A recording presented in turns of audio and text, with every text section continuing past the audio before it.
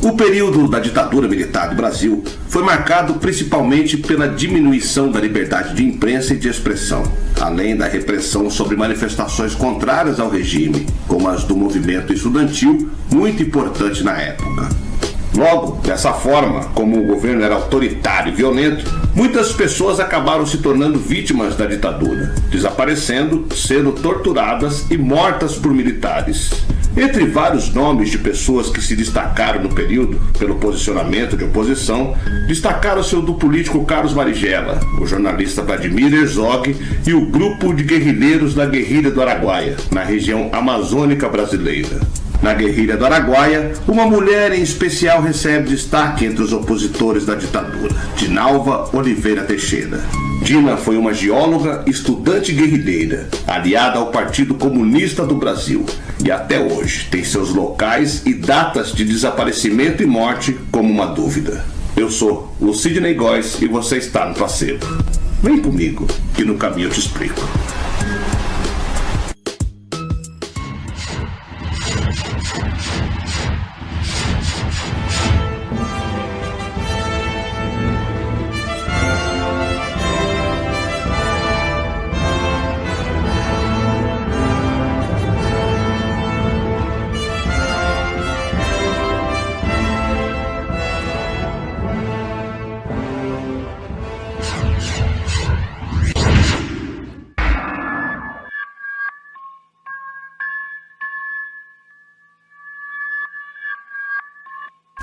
Conhecida como Dina, a geóloga Dinalva Oliveira dos Santos tinha 29 anos em 1974, quando desapareceu durante a Guerrilha do Araguaia.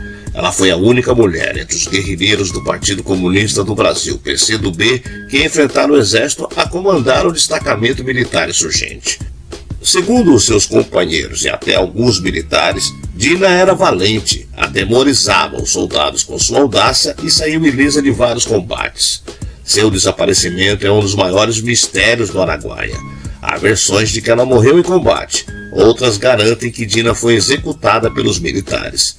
Seus restos mortais jamais foram encontrados. Agora, um documento do exército revela que a guerrilheira foi presa e interrogada antes de desaparecer. As provas do depoimento de Dina estão no Telex número 191E2.1, datado de 12 de junho de 1990, enviado ao Estado-Maior do Comando Militar do Oeste, aos cuidados do então capitão Aurélio da Silva Bouse, hoje coronel-chefe de comunicação do Comando Militar Sul.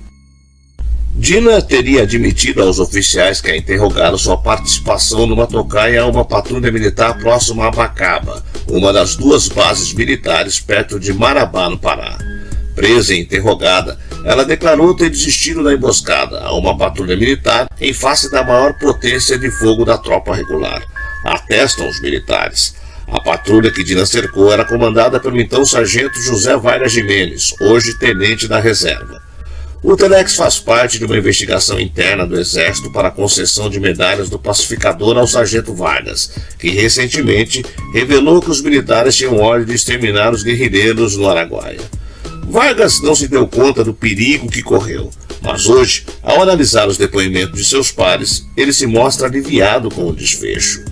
Depois de capturarmos mais de 40 camponeses na segunda quinzena de outubro, meu grupo continuou com o Curió, o Major Sebastião de Moura, vasculhando a selva num pente fino à procura de bases dos terroristas. Na região do Peixinho, pedi autorização ao Curió para tomarmos banho no Igarapé. Vargas explicou a seus superiores o porquê das revelações. Disse ao coronel que mostrei os documentos para que minhas revelações tivessem a credibilidade necessária. Só fiz o que fiz na selva porque os guerrilheiros queriam impor o comunismo no Brasil e não a democracia como eles dizem até hoje. Justifica-se Vargas.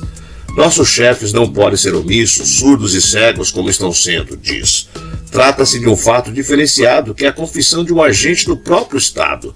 Nossas instituições democráticas têm o dever de apurar os dois fatos.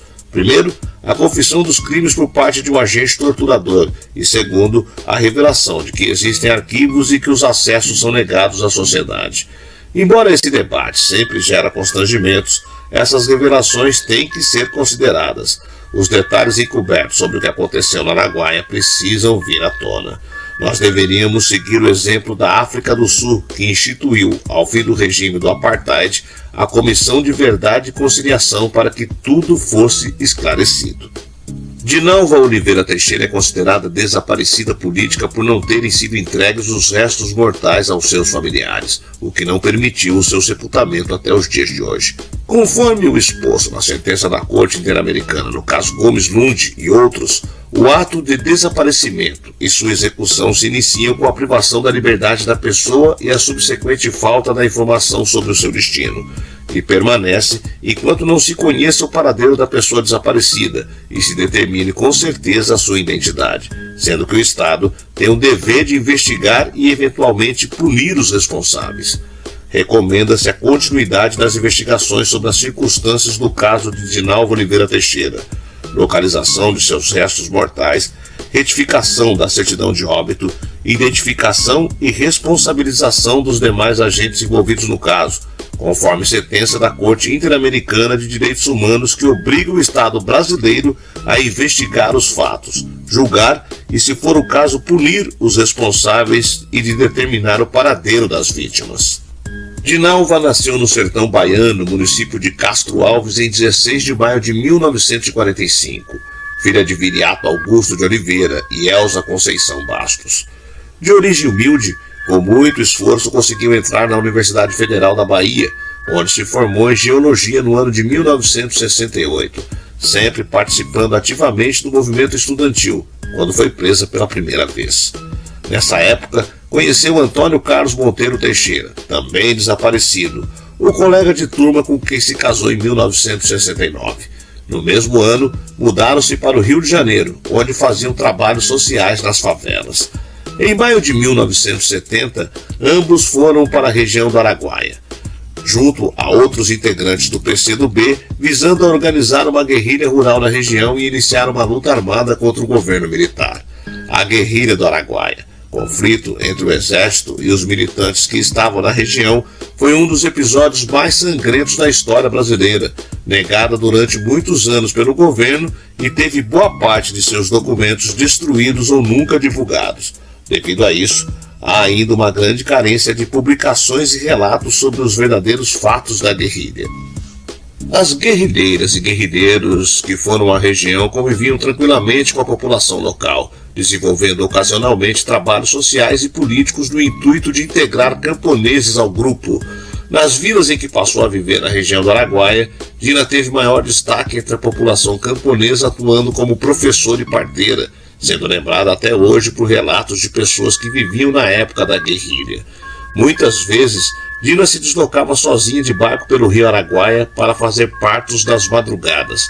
No entanto, após o início dos conflitos, sua maior fama veio da capacidade militar. Tinha grande preparo físico, facilidade se locomover na floresta, personalidade forte de liderança e principalmente muita habilidade com o manejo de armas. Exímia atiradora e com espírito combativo, foi a única mulher dentre as guerrilheiras a ser subcomandante de um destacamento da guerrilha, o Destacamento C, o mesmo do também lendário guerrilheiro Oswaldão. Seu nome era conhecido e temido entre os recrutas convocados pelo exército para participar das operações de combate no Araguaia. Há relatos de enfrentamento a tropas militares onde feriu e matou soldados e oficiais, sempre conseguindo escapar dos cercos do exército. Devido a isso, entre os militares havia a lenda de que Dina nunca era pega, pois conseguia se transformar em borboleta e fugir a tempo. Após sobreviver ao ataque à Comissão Militar da Guerrilha no Natal de 1973, que matou 5 guerrilheiros, incluindo o comandante-geral Maurício Grabois, Dina embrenhou-se na selva com outros companheiros e desapareceu. A partir dessa data, apenas relatos indicam o que pode ter acontecido, embora todos indiquem que foi presa ainda com vida. Teria sido presa aos 29 anos, entre janeiro e junho de 1974. Fraca, doente e desnutrida, como todos os outros guerrilheiros que sobreviveram até o fim da guerrilha. Estaria vagando na mata perto da localidade de Pau Preto, juntamente com a companheira de guerrilha, Tuca, a enfermeira Luísa Augusta Galipe. Levada à base militar em Xabioá, no Tocantins, foi torturada durante o período em que permaneceu presa, ainda não esclarecido, resistindo sem prestar qualquer informação aos militares do Serviço de Inteligência do Exército. Um relatório do Ministério da Marinha indica que ela foi morta em julho de 1974. Segundo relatos, foi levada de helicóptero para uma mata próxima à base e executada a tiros. Pediu para morrer de frente e foi atendida, conforme narra um militar de identidade ainda não revelada que esteve presente em sua execução. Dada como desaparecida política, seu corpo nunca foi encontrado. Oficialmente, é considerada desaparecida política desde 25 de dezembro de 1973. Vou morrer agora? Perguntou a guerrilheira. Vai, respondeu o militar. Então eu quero morrer de frente, pediu. O militar se aproximou e lhe deu um tiro na cabeça. Foi enterrada ali mesmo. Seu corpo jamais foi encontrado. No Tocantins, desde 2009 existe um grupo de estudos e práticas feministas que, buscando resgatar a história da guerrilha no Tocantins e desta guerrilheira de origem sertaneja, denominou-se Grupo Feminista Dina Guerrilheira. O grupo faz parte do Centro de Direitos Humanos de Palmas e, em 2012, elaborou uma exposição intitulada Quem foi Dina Guerrilheira?